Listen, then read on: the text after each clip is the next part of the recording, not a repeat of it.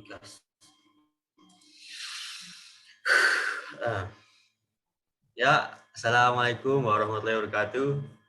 Perkenalkan, nama saya Damar Jati Pamungkas dengan NIM A3202100004 dari kelas A, ingin mempresentasikan psikologi pendidikan. Dan saya sebelumnya Assalamualaikum warahmatullahi wabarakatuh. Saya Sultan Hakim Alinsani dengan NIM A32021001. Oke, mari mulai. Psikologi pendidikan.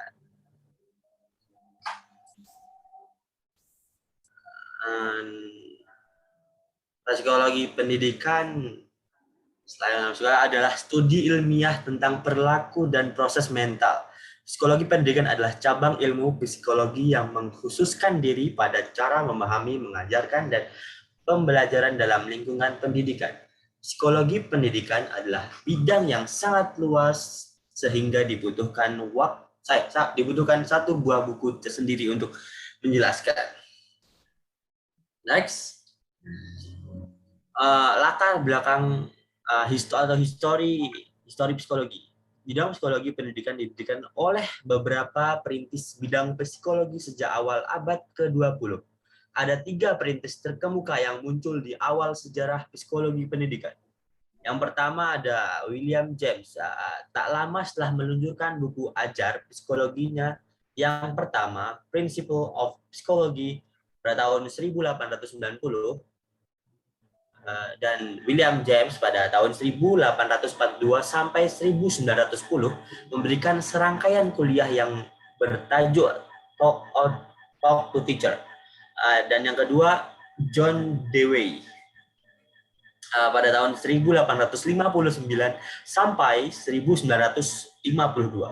Dia menjadi motor penggerak untuk mengaplikasikan psikologi tingkat praktis. Dewey membangun laboratorium psikologi pendidikan pertama di AS di University Chicago pada tahun 1894. Dan yang ketiga ada Thorndike, mengajukan gagasan bahwa psikologi pendidikan harus punya basis ilmiah dan harus berfokus pada pengukuran.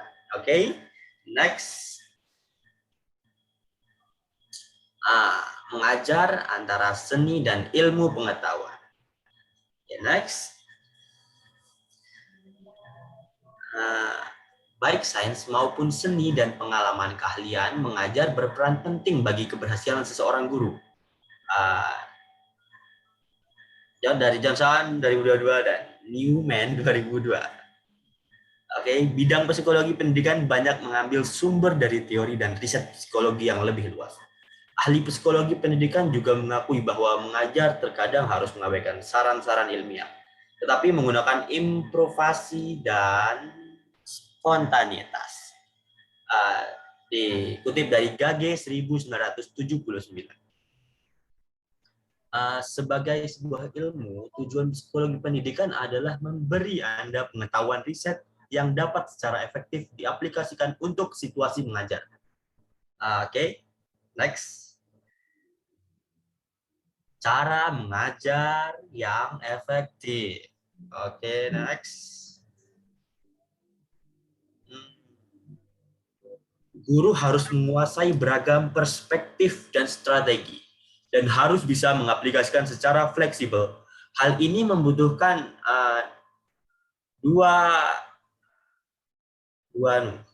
pengetahuan dan keahlian profesional, dan yang kedua penguasaan materi pelajaran. Nah, yang pertama ini pengetahuan dan keahlian profesional. Guru yang efektif menguasai materi pelajaran dan keahlian atau keterampilan mengajar yang baik. Guru yang efektif memiliki strategi pengajaran yang baik dan didukung oleh metode penetapan tujuan, rancangan pengajaran, dan manajemen kelas. Dan yang kedua, penguasaan materi pelajaran. Guru yang efektif harus berpengetahuan, fleksibel, dan memahami materi. Oke, next. Yang ketiga ini ada strategi pengajaran. Konstruktivisme menekankan agar individu secara aktif menyusun dan membangun yaitu konstruk pengetahuan dan pemahaman. Dan yang keempat ini ada penetapan tujuan dan keahlian perencanaan instruksional.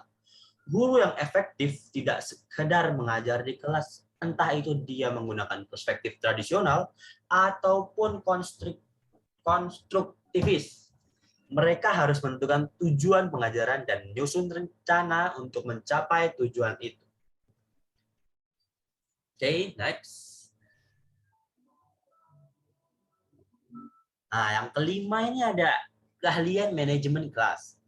Aspek penting lain untuk menjadi guru yang efektif adalah mampu menjaga kelas tetap aktif bersama mengorientasikan kelas ke tugas-tugas. Guru yang efektif membangun dan mempertahankan lingkungan belajar yang sangat kondusif, Nah, yang keenam ini ada keahlian motivasional. Nah, guru yang efektif itu harus punya strategi yang baik untuk memotivasi murid agar mau belajar. Nah, yang ketujuh ini ada keahlian komunikasi. Yang juga amat diperlukan untuk mengajar adalah keahlian dalam berbicara. Nah, mendengar, mengatasi hambatan, komunikasi verbal, memahami komunikasi nonverbal dari murid, dan mampu memecahkan konflik secara konstruktif. Oke, next.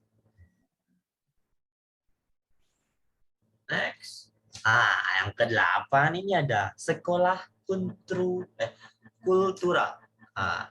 Valeri Pang pada tahun 2001, seorang pakar isu-isu kultural di sekolah percaya bahwa banyak guru yang tidak memperhatikan konteks kultural sekolah dan latar belakang kultural dari murid kelas. 9, ada keahlian teknologi.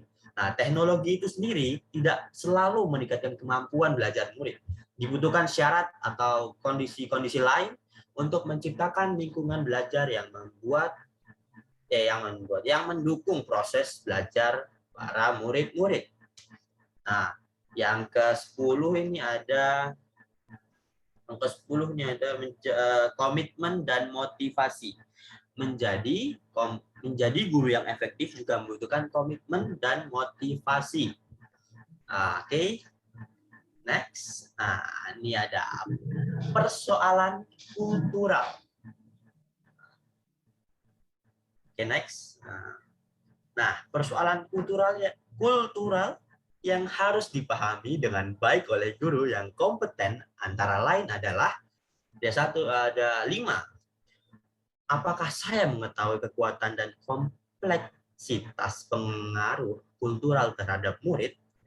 Kedua, ada apakah penilaian saya tentang murid memang ada dasarnya secara kultural atau hanya prasangka? Yang ketiga, itu ada apakah saya sudah melihat dari perspektif murid saya yang datang dari latar belakang kultural yang berbeda dengan saya.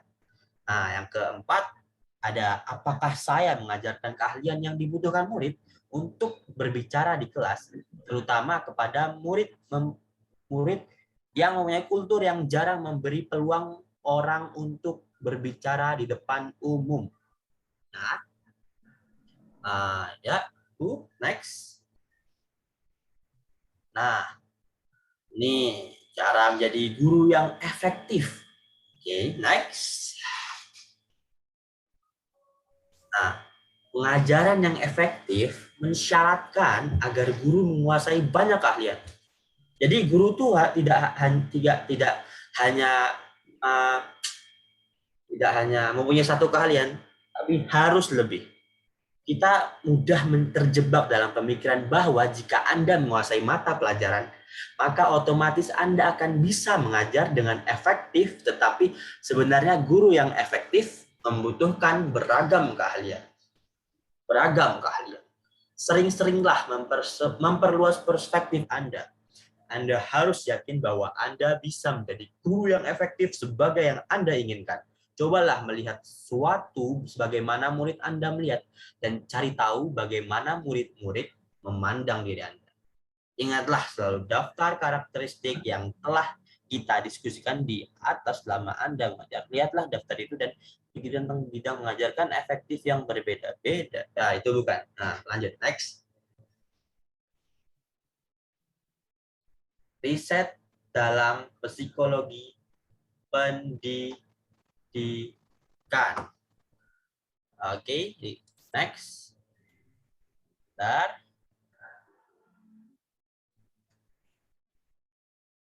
Oke, riset dalam psikologi pendidikan. Next. Nah, bentar. Nah, kadang-kadang, mengapa riset itu penting? Ya, mengapa riset itu penting? Ya, kadang-kadang dikatakan bahwa pengalaman adalah guru yang penting. Pengalaman adalah guru yang penting. Ketika kita menafsirkan informasi hanya berdasarkan pengalaman personal, kita juga tidak sepenuhnya objektif karena kita terkadang membuat penilaian yang dipengaruhi oleh ego dan harga diri kita. Kita mendapatkan informasi bukan hanya dari pengalaman pribadi, tapi juga dari pakar ataupun otoritas ahli. Seorang guru yang berpengalaman mungkin memberitahu Anda untuk melakukan sesuatu, sedangkan guru lainnya menyarankan Anda untuk melakukan hal sebaliknya. Kalau begitu, siapa yang bisa dipercaya? Salah satu cara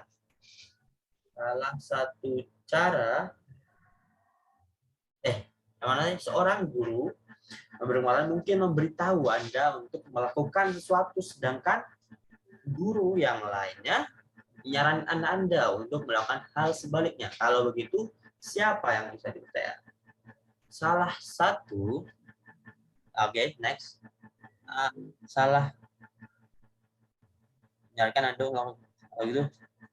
Oke, next. Nah, pendekatan riset ilmiah. Apa sih riset ilmiah itu? Riset ilmiah adalah riset objektif, sistematis, dan dapat diuji atau diuji. Riset ilmiah mereduksi kemungkinan bahwa informasi didasarkan pada keyakinan, opini, perasaan, dan perasaan personal. Nah, riset ilmiah dilandaskan pada metode ilmiah, sebuah pendekatan yang dapat dipakai untuk menentukan informasi yang akurat. Pendekatan ini terdiri dari beberapa langkah: merumuskan masalah, mengumpulkan data, menarik kesimpulan, serta merevisi kesimpulan dan teori riset. Next. Gantian aku, Mas. Tari. Oke, saya akan menjelaskan tentang metode riset. Ada 3 metode dasar yang dipakai untuk mengumpulkan informasi dalam psikologi pendidikan, yaitu 1. Riset deskriptif. Riset ini bertujuan mengamati dan mencatat perilaku. 2. Riset korelasional. Tujuan riset korelasional adalah mendeskripsikan kekuatan hubungan antara 2 atau lebih kejadian atau karakteristik. 3. Riset eksperimental. Next, Mas Damar. Oke, next. Riset evaluasi program, riset aksi, dan guru sebagai riset. Next, Mas Damar. Oke, 1.